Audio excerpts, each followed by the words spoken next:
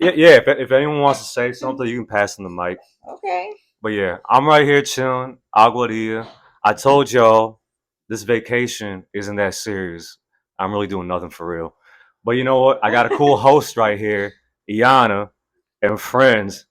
And, Alex. Say hi, Alex. Alex. Yep. Jeannie. Jeannie. Yeah, and they be having some interesting conversations though. We're New Yorkers. All of y'all. Yeah. I was like, What? este. Oh, You're Puerto Rican. No, I'm Puerto Rican now, but I'm originally like you Puerto Rican now. now. I've been here for 10 years. I mean, I grew up here Yeah. and we always travel back and forth, but Yeah. I'm like Puerto Rican now for real. Like I've been here 10 years. I've been living post Maria. Yeah. Okay. Are you from Aguadilla or are you from like the east side or the west side, central? So I grew up in New York in Washington Heights. But where your family from? Oh, my family's here from Aguadilla. Okay. They're originally from Mocha, but like in like the 40s, my family went from agriculture to like business. So Yeah. like my grandfather had like a furniture store, my grandmother had a bazaar, my uncles had livestock and stuff like that. So it was Yeah. like a varied economic situation in my family. But we Okay. came here to Aguadilla. And then as a kid, I grew up here, and then I went to New York, and then as an adult, I decided to come back. Okay. And how Puerto Rican you feel? Like 100%? I still feel like I'm getting into my Puerto Ricanness, right? Because as a Puerto Rican living in New York and Yeah. then being a Puerto Rican living here Yeah. and experiencing the culture, it's very different, right? From being like an outside observer that participates sporadically to like an active participant in Yeah. Puerto Rican society. Okay. Yeah, no, I feel you. Like my homegirl Frances, so I think she was born on the east side of Puerto Rico, but then she moved with her family to Rhode Island. You know what I mean? So and she's been here for like 3 years. And she's kind of also like reconnecting with her roots and everything, you know what I mean? Trying to be part of the community and all that. Yeah. It's interesting. Yeah. It's an interesting dynamic going from living in the city to living in Aguadilla. Yeah. How does it feel being back? You love it? Oh, I love it. Yeah. I love it. I was talking to somebody today and I was like, you know what? I don't have solar panels. I don't have a generator, Yeah. but I got a water cistern. Okay. I'm happy. Like the lights could go out for days. Yeah, yeah. Hell yeah. I got water. Like, who cares? Yeah, right? yeah. You have to learn to kind of like live. It's a very different lifestyle than being in New York, right? Everything is not just readily available to you. Like there's days where like you wake up in the morning and be like, oh, there really is no light today. Yeah. For the rest of yeah. or my favorite is you wake up, oh, there's no water today. There's just no water. Like you want to drink water, you gotta go, hope you have bottles of water stored up. Yeah. You can't drink the water from the cistern. That's like to wash clothes and flush toilets and maybe like do the basics, but it's not to like survive on. So you gotta have like water storage. I got lots of gallons of water and bottles of water. But I'm okay with it. Some people are not. I'm okay with it. I'm cool with no water, no light. Yeah. When there's no water, you eat at the maison. When there's no light, you drive to the pueblo. Like you just drive around and then hope the light comes back, and you just drive around till it's late enough that you're tired enough that when you come home, you just go to sleep. Okay. That's it. How do you feel about like the tourism here? So my homegirl was talking about how there's a lot of like Americans here. Some of them respectful, some of them not. A lot of rich Americans buying up property here. If you got an opinion, you don't gotta talk on that if you don't want to. That's such a touchy subject because the government here has made it so that Puerto Ricans cannot afford to purchase. It's just that simple, right? Because it's not. And they actively block. Yeah, Yeah. yeah. Yeah. So, I mean, there's lots of comments around the political structure that exists in Puerto Rico from all the corruption and all the things that we hear about. But, Puerto Ricans love Puerto Rico, right? Like, for some reason, we kind of just endure whatever we endure and we stay here. I mean, and it all depends. I think one of the things that, like, Puerto Ricans in New York when you're a Puerto Rican in New York, it's very different because you're not you're in the states they love to use the word minority, right, or disenfranchised, Yeah, for right? sure. So you belong to this group of minorities who are disenfranchised, and I hate the way that sounds because Yeah, I hear you. Yeah, and the experience that you have is very different because of access, right? So the history of Puerto Ricans in New York is the young lords yeah, teaming up with the Black Panthers yeah, to have access, right? To yeah. have better hospitals. And here in Puerto Rico, it's different because you're not there is poverty, but it's more like a social thing and less like an ethnic thing. I don't know, like a racial tension, I get you. I right? mean, everyone here Puerto Rican. Everybody's here Puerto Rican, Yeah, right? Even if you're dark, even if you're light, yeah, you're yeah, Puerto Rican. exactly. But then it's like, are you rich? Are you poor? Right? So Yeah, here yeah. you have a lot more accumulated generational wealth, Okay. right? So you'll have like families that maybe don't have like lots of money, but they own their house and their land outright. Yeah, So who's really wealthy, right. right? It's the concept of wealth. For sure. Does that make Yeah, sense? yeah, yeah, Right? yeah, So yeah. I it's like follow. you could have a whole family living on, like my uncle. My uncle has a huge lot of land. My whole entire family lives on that lot of land. Yeah, All of them. yeah. They're wealthy. They don't have like fancy cars, but that entire property is outright theirs. Right? So Okay. you do have a lot of people in some areas of Puerto Rico that do own their homes outright. So as the generations progress, there's a strong foundation to build on, which is not necessarily the same thing that happens in New York, because in New York, you're a perpetual renter unless Yeah, you do absolutely. have Yeah, the ability to purchase, right? So what ends up happening is like you live in New York and you have this idea that you're wealthy because you're making six figures or high six figures, but you really can't purchase, right. right? And what you purchase isn't necessarily outright yours, right? Because it's like a co-op or it's like a Yeah, for condo. sure. Yeah, It's a shared wealth experience, right? It's like shared ownership, but not truly yours. yeah. So it's just how you interpret that concept of wealth, I guess. Okay, for Did I sure. answer the question? No, no, you're doing good though. Okay. Yeah. What do you think about like? You think a lot of Puerto Ricans are still leaving Puerto Rico to this day, like young people, or you think they're more like trying to stay? I think you have a little bit of both. I think it's important to leave. I think it's important to leave, right? I think it's important to leave and see what's out there so that you could bring something back, right? Okay. If Right. right, I think it's fair. I think it's unfair to say like you're here, you have to be here. There's some people that are really, I believe in the universe and karma and all that stuff, and I believe that there's people that are meant to be here and stay here and be the preservers of our culture and our agriculturists and things like that. And there's people that are supposed to be the ones that are going to bring in those new ideas, right? The people whose mental capacity is to see something different and tweak it and bring it and create something new for us. Right. For sure.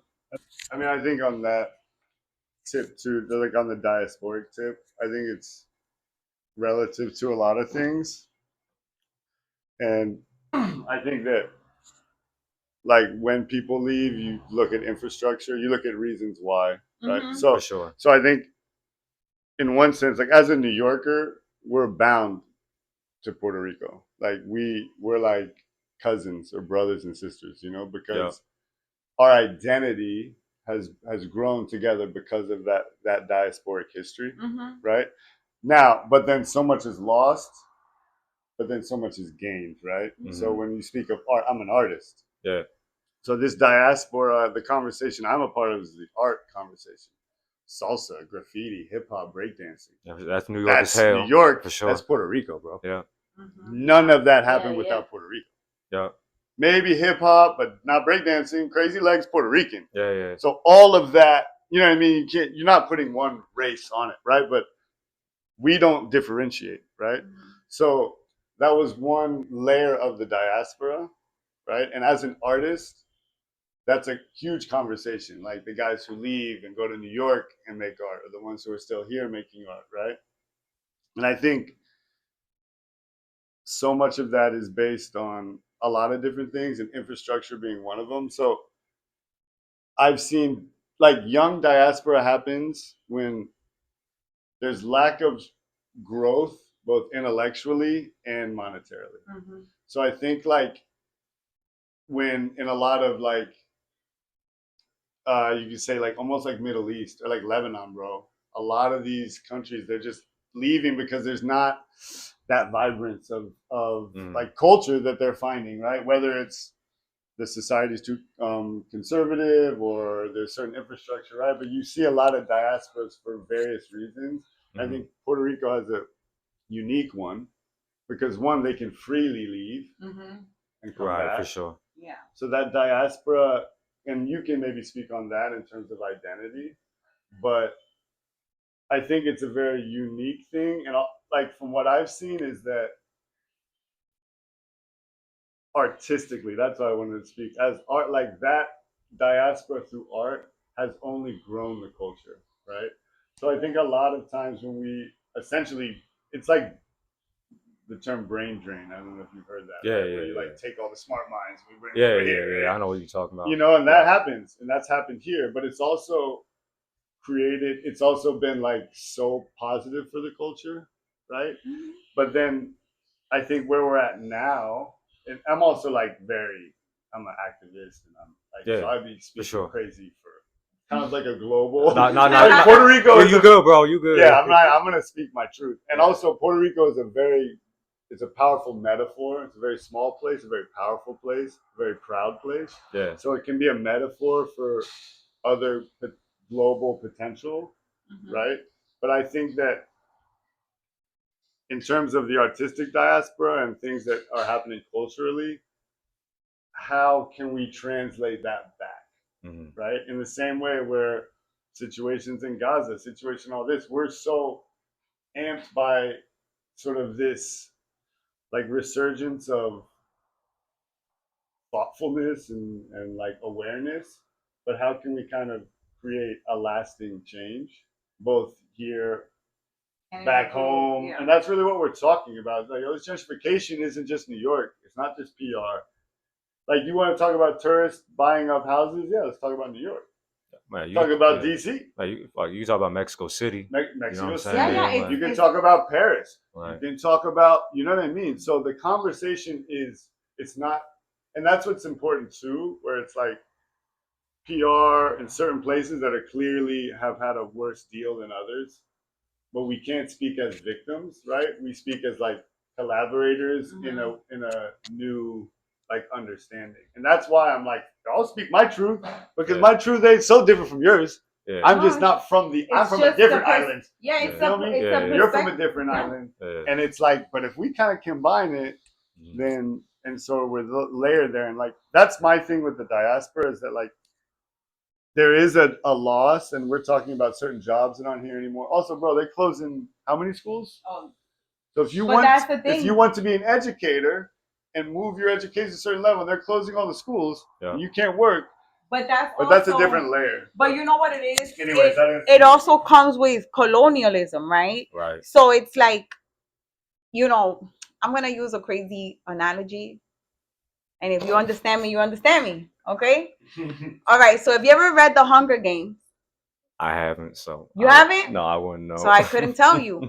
Damn. But you want to know something? But someone that has read. Okay. So, what ends up happening is like you have us being an American colony has given us a lot of perks. Yeah. Right. So if you think about it, one of the things that happens in Puerto Rico in terms of education is you have a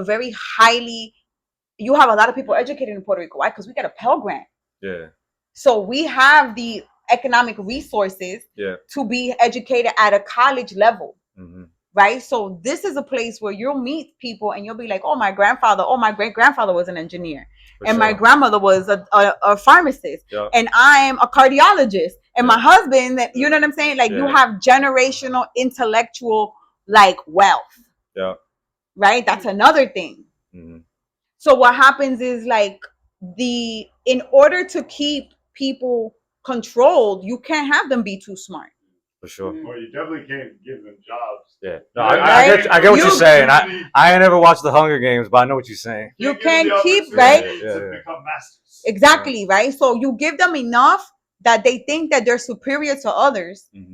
right? And it's not on purpose, and I'm not speaking ill of it, right? But then you're better than, you possess a capital that another person doesn't possess, which gives you a leg up. Right. Right? But it gives you a leg up so far. Yeah. Right? So it's like you can make it, but you're not crossing that line, right? And how do you do that? Education it's not religion that controls the masses, it's education.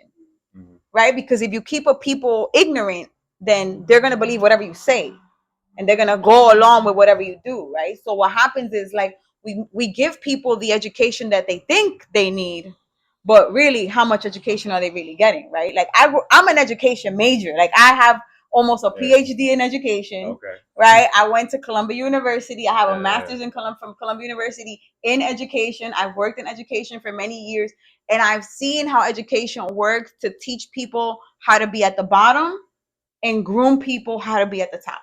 For sure. Right? So it's like, when you think about how education works in Puerto Rico, I mean, I could write you a whole dissertation on that. We could have a whole show on that. Okay.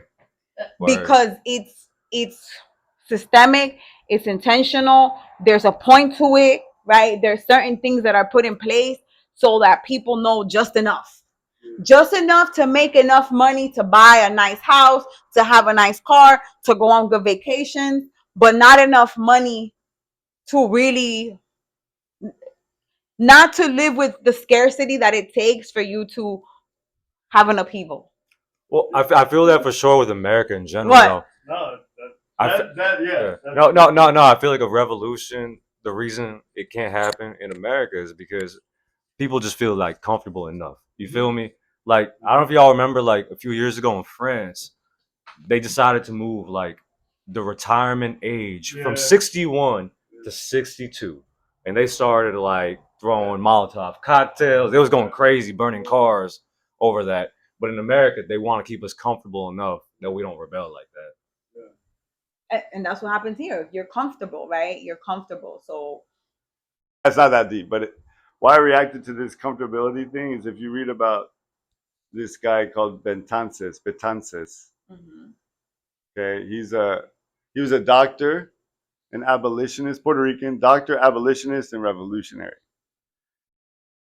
And I went deep on him once, or not once, but I read a lot about him. But one of the things that resonated a lot was that conversation about controlled apathy. I don't know if controlled apathy is the right word, but a controlled, that's a good way to put it. Controlled comfortability that, like, from back then. And it was back then, that's what Spain did. So Spain ran the colonies in that way, where they wouldn't like come through with the military and rock you and murder you. They'd be like, oh, you're upset? Okay, cool. We're going to run this. We're going to change this. We're going to put in a liberal mayor. And now the guy there, now you got your Obama. And now everyone's happy. But, like, there's no real change. There's no real change. Right. And that was the layers. And that's what Betances was speaking on. All these revolutionaries back in the day were trying to unify all the islands together to create, I mean, this is a whole, I mean, like a Pan-Caribbean. The Pan-African. It was a Pan-Caribbean. Yeah. No, but this was before even Marcus. No, I'm just referring the reference. So that he can... Sorry. Yeah, I'm like, this was... No, but yeah, the Unified Caribbean, all that's like a super interesting history. But just you bringing that up, it's like, and then you see how separated we are. You see how separated Puerto Rico is from the rest of the Caribbean islands. Like, you would think that we would just be like, Barbados and Grenada and Antigua and Martinique, but but the thing is, we also speak different languages, right? So it's perfect to keep us separated, right? To keep us from coming together and creating something greater. So it's like, you see it, like, you're before your eyes, and you're like, we were just talking about how, what's going on in America, right? I haven't been to America. Like, my friends offered me a ticket to go to look at, you saw how I said it? My friends offered me a ticket to go to New York. But it was how I said, I'm scared of ice. I'm scared of ice. I'm not scared of the train. I'm not scared of, I'm dead ass. I was like, girl, I'm going to New York. I'm not trying to get arrested by the ice. But I never thought I would say something like that, right? For sure. And you know what she said? You know what? I carry my passport around all the time. Yeah, no, I was doing that too. So I live in Minneapolis. I'm from DC, but I live in Minneapolis right now. So I don't know if y'all saw any of that news with Trump's war in Minneapolis. Oh, okay, that was a long time ago. That was like a couple of months ago. Yeah, that was yeah. I was like, no, but I'm like, it wasn't like yesterday. It was like a couple of months ago. Yeah. No, but Okay. I remember I was like, damn, I'm gonna have to carry my passport now. That's crazy. Yeah, I was that's like, insane. Like you gotta carry your passport around, and even here it sucks because Dominicans in San Juan have to carry their passport around. That's crazy. You know what I'm saying? Like those are our brothers and sisters. Like you know what I'm saying? Like you know how is it that that's even going on here? You see Border Patrol? You seen the Border Patrol? Oh, we got mad Border Patrol. Yeah, I seen them. Yeah, so it's insane. It's really insane. So it's like even the gentrification part comes to why is gentrification occurring, right? Because there is like a company, America's a company, and it's slowly downsizing, right? It's been downsizing for a long time. So it's like these people that could once, example, Washington Heights. I'm going to use my neighborhood as an example. These people that once could afford these $7,000 rents, $10,000 rents downtown Manhattan are moving up. They're moving uptown. Why? Because we got parks. We got lots of parks, right? We got Riverside. We got Riverbank State Park. We got the Cloisters. We have Van Cortlandt Park, right? We're right by the river. It's beautiful. We got Riverside Drive, and the apartments used to be $500, right? And it was ghetto as hell, but I loved it. You know what I'm saying? Like that's my neighborhood. I rep Washington Heights till the end because those are my stomping grounds. But it was a real community, right? It's Little Dominican Republic now, which is hilarious, right? But it was so much bigger than what it is now, right? Like you would walk from 157 all the way up to Dykeman and past Dykeman, probably like Inwood. That was all Dominican, and it was all inexpensive. Now to live up there, you got to be a millionaire. Wow. Right? But now the people that live downtown, where the people that moved uptown live, are the real millionaires. For sure. That's what's happening here. That's what's happening in Mexico. They just they're just shuffling everything around because I mean now you're less broke here, but you really broke in America. Yeah, no, for sure. That's facts. And the global corporate downsizing of the world is a really good way to put it. Like that's such an ill way to put it. It's like that's what the AI flip is too. Like, all right, we cut all that. We're gonna run this. Governments? We got algorithms for that. But see, that's a different combo. But the thing about even that, you want to know something? When Maria happened, you couldn't get no money. How about that? How about that? When Maria happened, the ATM. Guess what? When Maria happened, you didn't have no cell phone service. So there was no internet. How you controlling? No nothing. There's no power. What are you doing?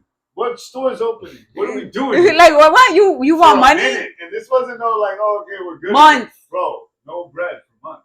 No ATM. Where there was a limit. There was $100 limit. That's what it was. It was like a couple weeks. $100 limit. That's like crazy. A week or two after, then you had a limit for how long? For how many months? Oof. That was amazing. Oh, the best part was food. What? The boxes of food, Pop-Tarts. That's crazy. Pop-Tarts. Yeah, that's not even food for real. That's not what I'm saying. Pop-Tarts. Okay? Cans of beans. What else? Fudge. Jello. You got people. School lunches, bro. They're just giving you random boxes, like random school lunches. I think school lunch is more nutritious than the Maria boxes. It's crazy. It's crazy. And I wasn't here for Maria. My daughter was. And like she was like, yeah, I had a Pop-Tart today, all day. That's crazy. And then you're like thinking, okay, you know, it kind of goes back to that idea of what happened in America after Katrina, right? Or dude, this thing in the South, in North Carolina. Did you hear about this one? Asheville, bro. I don't know which one. They had a whole landslide in it. Bro, yeah. That was Western North Carolina. And like, super no one talk about it. The thing that's crazier now too is that these things like Maria, Katrina are happening so frequently that we don't even think about it. Bro, a whole squad of Trump supporters just got dusted. FEMA didn't help. No one helped them. Look that up, bro. It's like I don't. Maybe I'm wrong, but they did not get the help they needed, and we're just sort of like, yeah.